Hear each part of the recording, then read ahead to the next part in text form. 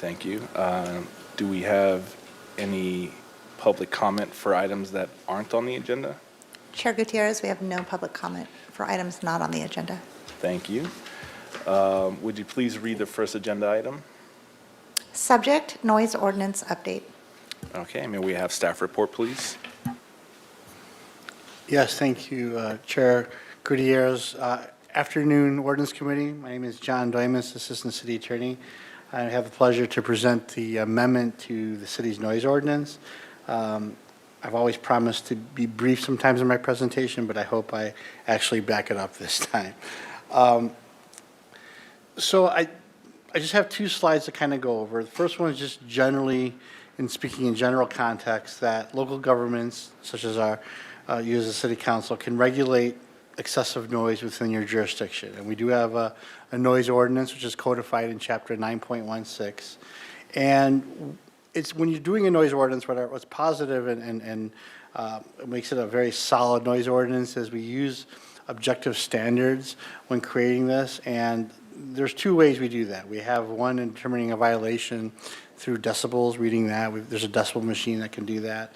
And the other is distance from the source to identify that the level of noise is prohibited. So we also have that where if the noise is crossing the boundary of a residential or commercial line and it is disturbing to a person of ordinary sensitivity, the reasonable person standard. And so that's what we have generally in our ordinance. And within our ordinance, we also have many exceptions to the noise ordinance. And so for today, we are introducing an exception that would allow amplified sound to go up to 1 a.m. on New Year's Eve. And the reasons for those changes, generally the accepted customs of people celebrating New Year's past midnight, easier for to obtain permits for events, private events, and also prioritizing resources. Technically it's a law in the book that it ceases at 10 p.m., but if we go at 1 o'clock, obviously it wouldn't be a violation. And the reason 1 a.m. was chosen was to figure out a time, obviously after midnight, and open to any suggestions if 1 a.m. Seems reasonable or not. And so that's really about it. The ordinance, the exceptions contained in two sections of the ordinance where they have exceptions for amplified sound and also, as I mentioned before, crossing boundary lines of commercial or residential property. And open for any questions to the committee. Do my colleagues have questions for city staff? I have one. Sure. It says 1 a.m., but I know that last call is 1:30, and that's usually when they kind of turn the lights on to let everybody know that they got to start getting ready to go. So can we have it be 1:30 instead of 1? Chair, whatever the committee would like, yes, whatever is decided to take in a motion, you have absolute legal authority to set that time. Okay. So whatever you deem fit. Councilmember Sneddon has a response. It's just a question to that. Could it be 1:30 in the business corridor, but 1 in residential? 1:30 seems kind of late for some neighborhoods, but I'm not sure. It's just this one night of the year, though. Yeah. Would it be problematic to have it be delineated between business permits or residential, or does that just make it unnecessarily complicated? Councilmember Sneddon, it's not legally problematic. I'm just thinking for the PD, it's like Yeah, dividing okay. it up. But from a legal perspective, no. It's just maybe from an enforcement Okay, perspective. then I'm okay with 1:30. Okay. Okay, I'd like to make a motion pushing the time to 1:30. If I can get any. Second. Second by Councilmember Sneddon.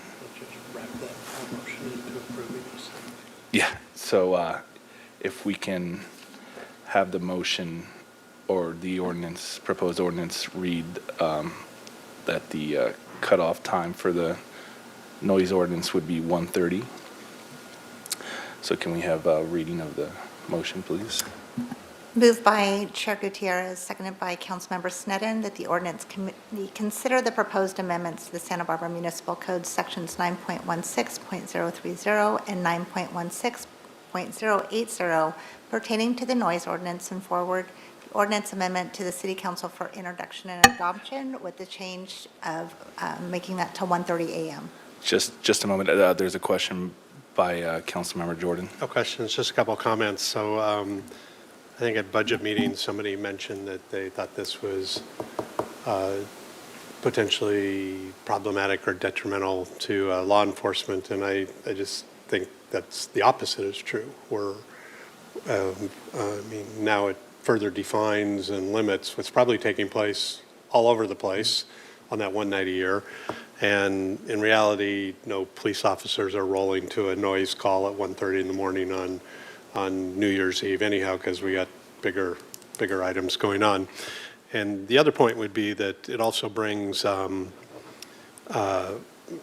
people out of the closet, so to speak, because before you couldn't even ask for a permit to go to 1 o'clock or 1:30 in the morning because it was contrary to to this ordinance. And so now you can, so to speak, if you're particularly, say, in the downtown corridor or at a hotel or something, you can legitimize your event, have it controlled, have it permitted, and not just fly it under the radar and hope you get away from it. So I think it brings both of those points to this. Thank you, Mr. Chair. Just to add to that, I've gone on 2 police ride-alongs on New Year's Eve, and I can attest that the noise complaints do distract the PD from greater issues that they're dealing with on that day. It's probably the busiest day for them because there's so many calls of service happening. And so, yeah, I think having it uniform for the entire city would just be best. And secondly, I also forgot to mention if there's any public comment before we adjourn. So I was going to mention that we do not have public comment on this item. Thank you. Okay, so may we have a vote, please?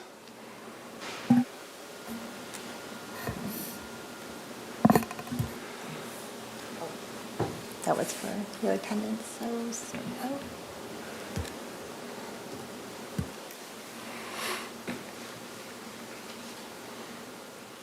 Okay, that passes unanimously. And unless there's any other comment, I adjourn this meeting. Thank you.